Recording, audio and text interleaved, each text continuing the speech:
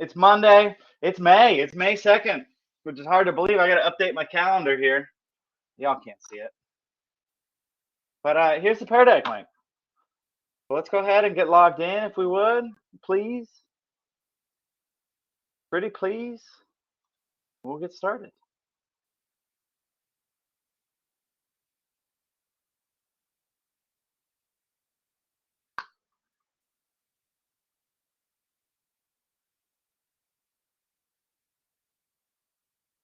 Got 6 of you so far.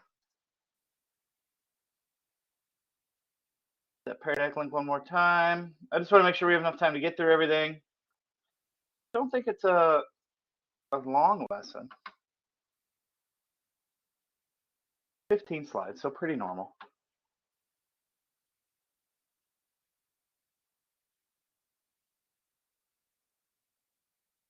All right. So today we're going to be talking about the Equal Rights Amendment. This is lesson 4.8. Again, here's that Pear Deck link if you need it. But first, what's your stress level after the weekend? I think I'm about a here. I think I'm at about a 3. The Monday, I just, taking a look at what I got to do for the week, planning ahead. Also, a little bit elevated of a stress level just because of what I just explained. Looked too far ahead and didn't get the stuff I needed to do that was right in front of me, which was, start at the big blue button. I thought I already had like the class scheduled, the session scheduled, and I didn't. So I had to do that really quick. And I mean, you guys must have all been sitting around waiting just to log in. But if you're, again, as usual, guys, if you're in the 6, 7, 8, 9, 10 range, and there's something I can do to help you bring that level down, please reach out. Let me know. Let me know what I can do to help.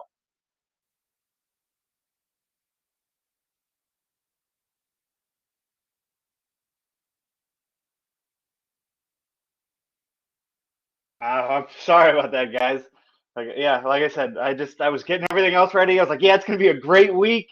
We're gonna start off like I got up early. I'm getting stuff done. I'm being productive, and I forgot to start class. So there's that Pear Deck link one more time, guys. All right. Disclaimer. All right. Today's lesson is going to discuss topics that in today's society can and are viewed as incredibly controversial. Some people, may have very, very strong beliefs either for or against the topics we're going to discuss today. But it's a part of our curriculum. I think it's important that we have open discussions. I think it's important we understand where these issues come from. And maybe try to wrap our head around why these are issues. All that I ask is that you are respectful of all viewpoints that are shared with this. So if somebody wants to share their opinion, that's okay. I just ask that you be respectful in sharing your opinion and in the reception of that opinion. I'm going to do my best to just present the facts, okay, as usual. And I do want to make the disclaimer, guys. My job's not to teach you what to think; it's to teach you how to think. Meaning, how can I look at a problem, assess it critically, ask the questions surrounding that issue, and then use that information to formulate my own opinion on the subject. That's what I mean by teaching you how to think.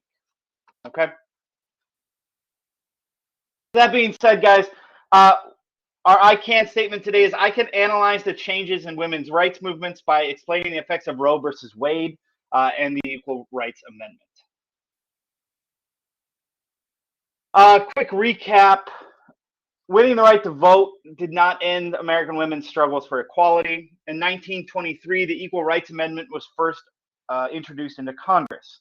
Ever since its introduction, the proposed amendment has been met with opposition. Most of that opposition has been from men. However, in the 1970s, the most organized opposition to the Equal Rights Amendment came from a woman. And we'll talk about her today. So let's talk about this Equal Rights Amendment. The success of the civil rights movement in the 60s and the 50s served to renew efforts to revive the Equal Rights Amendment. The proposed ERA, the abbreviation for Equal Rights Amendment, outlined several points. The first section acknowledged and protected a person's rights regardless of sex. The second section gave Congress the power to enforce that amendment, and the third section said that the amendment would take effect 2 years after it's been ratified. Congress passed the Equal Rights Amendment in 1972. The next step was to get 38 states, or 2/3, to ratify this amendment before the deadline in 1979. The proposed amendment made the rounds of state legislators for ratification, and at first, the response was very positive. Within the first year, 22 states had ratified the amendment, but then that positive response dimmed. And in 1979, by the deadline, the Equal Rights Amendment lacked 3 crucial votes, and Congress extended the deadline by 3 years. But in 1982, that year came and went without the amendment being ratified. So this amendment never got ratified by the states. So it never went in the Constitution, right? So how the amendment process works, right? Congress passes an amendment, they vote on it, they approve it. Then all the states have to agree, or 2/3 of the states have to agree, and that's how the Constitution is amended, or changes are made. It's an incredibly difficult process, and it was, kind of done that way on purpose. So like, you weren't going and making a bunch of changes all willy-nilly and taking away rights.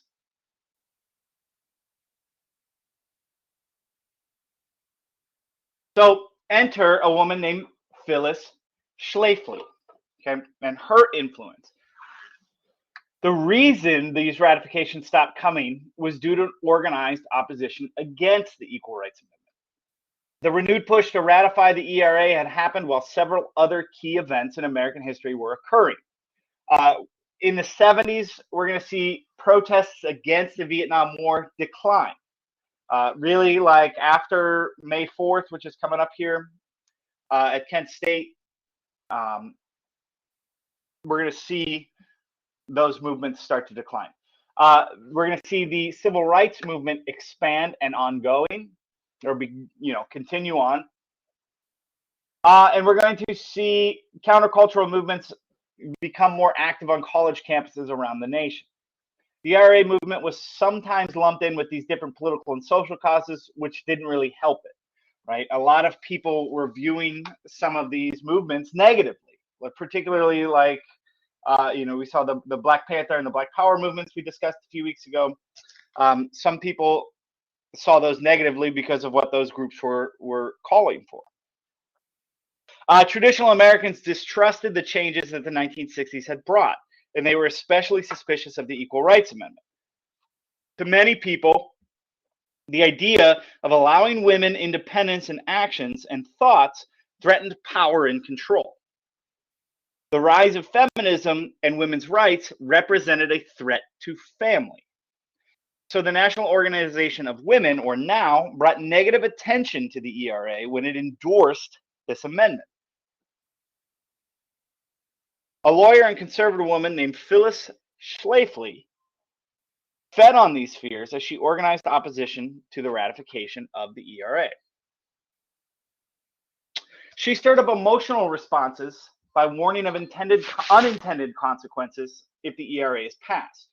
She came up with scenarios of women needing to register for the draft, or for losing protective laws involving divorce, like alimony. If you don't know what alimony is, in some states, they allow alimony where if 2 people get divorced, one can sue for alimony, which is basically financial support from the other. So in this time where a lot of people are in a one-income household, if a husband and wife get divorced, the wife would sue the husband for alimony because she was expected to not work and to stay at home and take care of the kids and that. And Schlafly is saying that if we pass this Equal Rights Amendment, women are going to lose that ability in divorce to sue for alimony. So Schlafly and the other ERA detractors also argued that the Equal Protection Clause in the 14th Amendment already included women citizens, making the Equal Rights Amendment unnecessary. The Equal Protection Clause of the 14th Amendment was part of the civil rights cases like Brown versus Board of Education and Boylan versus Sharp. So we've already discussed this in previous classes. And she's saying like, well, this already does the job. We don't need this. This is gonna harm women. Both cases prove that the Equal Protection Clause extended to all parts of a citizen's political life in cases of racial discrimination and segregation. But ERA supporters worked at legally and politically extending the recognition to include women. Ever since this amendment failed to get the critical 2/3 majority it needed in 1982, groups supporting the ERA have redoubled their efforts to get the amendment ratified. So this is still kind of something that's ongoing. Okay. So where are you at on that? I guess the too long didn't read. They tried to pass an equal rights amendment. They fell 3 votes short because of this woman, Phyllis Schlafly, who organized against it, saying that this amendment was going to harm women more than it would help women.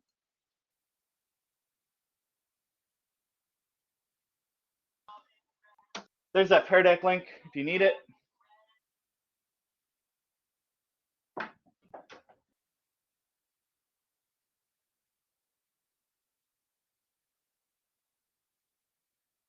Seems like most of us are getting it.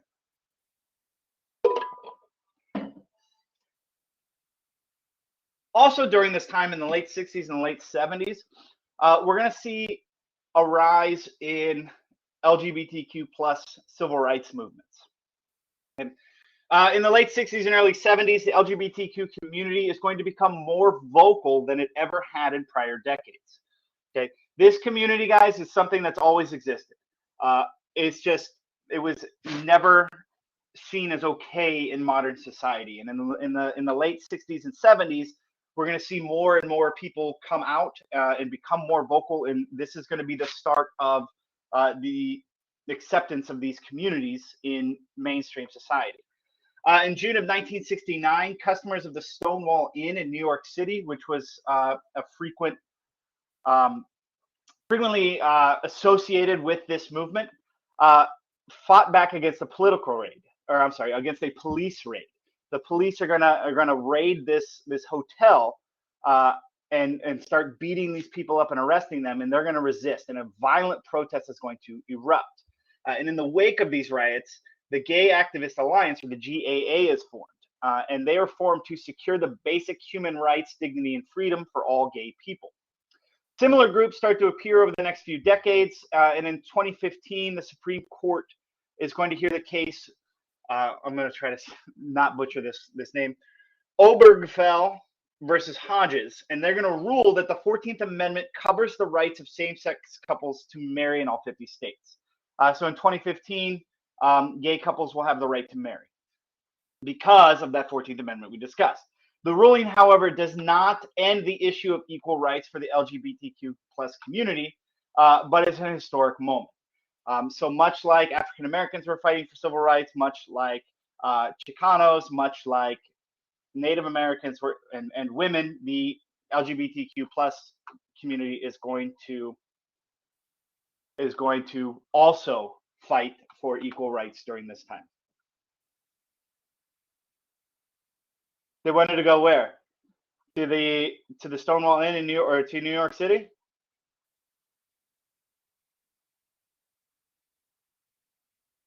Okay. That's interesting. That's cool.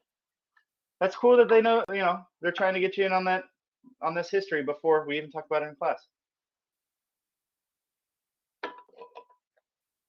So now, guys, we're going to look at Roe versus Wade, which again is incredibly controversial in today's society. It's still debated now, and there are many people in this country who fear that the Supreme Court is going to overturn this case in the coming months. And there are many people in this country right now who are hoping the Supreme Court overturns this case in the coming months. But arguably, no Supreme Court decision has been as divisive as Roe versus Wade. The case can be perceived to be about personal freedom, which is, does a woman have the right to choose to terminate her pregnancy in a safe medical procedure? On one hand, the case can be seen as protecting all life in general. The other says, does the fetus that a woman carries have the same basic right to life as all living people have? Decades after, guys, we're still debating the controversies and the should we or shouldn't we or surrounding abortion. It's extremely polarizing issue in the United States. In the years before Roe versus Wade, federal law doesn't guarantee a woman's right to choose to have an abortion. Good morning, Molly. Instead, the laws varied by state. Differing state laws made obtaining an abortion difficult, if not impossible, for many women. Some states made abortion a capital crime, meaning they could throw you in prison for it. In these states, an abortion could be a serious offense, both for the women seeking abortions as well as for the doctors performing it. Progressive states like California and New York had more lenient laws, but many women couldn't afford to travel to these states to obtain safe abortions. These women often desperately sought what are known as back alley abortions, and these procedures were frequently performed by unlicensed amateurs in homes or apartments under dangerous, unsterile conditions.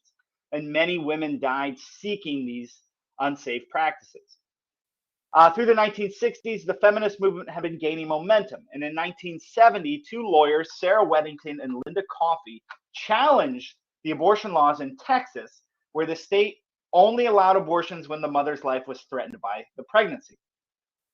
They have since changed that law in Texas to where it's basically none after 8 weeks, and citizens can self-report, basically bounty hunt women for like 10 grand. It's kind of scary. On behalf of a woman named Norma McCorvey, a pregnant Texas resident, these two lawyers filed a class action lawsuit claiming that the state's abortion law violated the rights of their client and other women. Their lawsuit stated that traveling out of state to obtain an abortion was impossible for their client. This meant, they argued, that the state law restricting abortion was preventing the exercise of her basic civil rights. And in the case of Roe versus Wade, which went to the Texas court and eventually the Supreme Court to settle this very, very thorny issue. The Supreme Court considered several constitutional amendments, including the 14th Amendment, in its due process clause. The justices also focused on an individual's zone, what's known as a zone of privacy. A woman's right to privacy was already protected by law in the areas of marriage and child raising. The justices determined that this right extended to a woman's choice to have a child in the first place. And the core of the issue was the status of the unborn fetus. The courts reviewed historical laws and previous legal cases to come to their decision. And it found that the United States Constitution's definition of a person was unclear and turned to medical science for answers. And this is still the case. Guys, you also have to keep in mind that at one point, the Constitution determined, and it's known as the 3/5 Amendment, that African American slaves were only considered to be 3/5 of a person when it came to counting for the census, but they weren't allowed to have rights. So they weren't even considered full people. So it's again, one of the reasons why this is a super murky, hard to define issue legally, morally, religiously, whatever way you might feel about it. That's a whole other discussion when we're looking at it legally and we're basing it on what the Constitution says. This is where these issues for this case come from. The first trimester of pregnancy became the defining time period in which the fetus was judged unviable. It took 2 years of careful and complicated review for the court to reach a decision. And on January 22nd of 1973, they decided in a 7-2 ruling that the states could not forbid abortion in the first trimester. However, since mothers generally experience greater risk in the second and third trimester of pregnancy, states would be allowed to make their own restrictions on abortions during those timeframes. The Supreme Court's ruling on Roe versus Wade was celebrated by feminists and a major step in guaranteeing individual civil rights. But other groups were inflamed by what they saw as a legalization of a crime against the unborn. The pro-life camp opposed the Supreme Court's decision and fought and are still fighting to overturn it. The pro-choice contingent supported the law. Both sides began to organize public demonstrations promoting their opposing positions. And both sides, and since 1973, there have been countless marches, chants, angry rhetorics that have flowed in the wake of Roe versus Wade. Ironically, due to the length of time it took for Roe versus Wade to make it through the legal system, Norma McCorvey, the original Texas woman who the two lawyers were representing and starting the class action lawsuit, who was pregnant and couldn't go to California or New York to have her pregnancy terminated, she had already obtained an abortion long before the ruling was handed down, and would later on come to regret her decision and would cast her vote with the forces opposing abortion and changing her mind and becoming pro-life, illustrating the complexity of this controversial issue. So again, guys, before I go to the exit ticket, I just want to go, today's topic is, it's controversial. It's a difficult one to discuss. It's difficult to stand here and teach it to you, honestly, because I know there are some of you that are adamantly against a lot of this stuff, and there are some of you that might be adamantly in support for it. And in today's climate, political climate surrounding teachers, it's a difficult topic to stand up here and talk about, and try to present to you unbiasedly, and just try to present the facts. So your exit ticket for today is, guys, just tell me, what did you like about the lesson? What didn't you like? What did you think was easy, and what did you think was hard? And again, I'm not asking you for your opinion. I'm not asking you to, you don't have to. If you want to share it, please, feel free. But I'm not really. I just want to know what you liked about it. What didn't you like? What was easy? What was hard? We go to our modules today. You have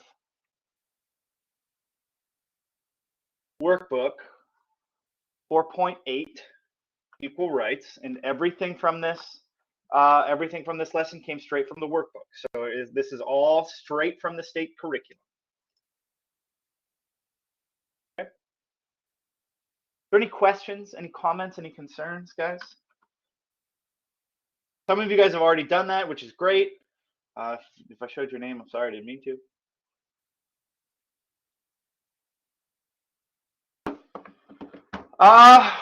Real quick, keep in mind, guys, including today, find it. Including today, we only have 5 more Mondays. Okay.